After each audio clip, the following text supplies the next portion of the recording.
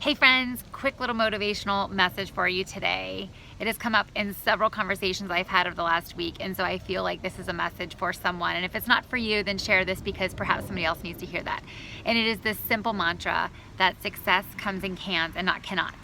So often we place limitations upon ourselves and we have these limiting beliefs and we say, oh, I don't have the capital, or I can't start the business because I don't have an email list, or I don't have a following.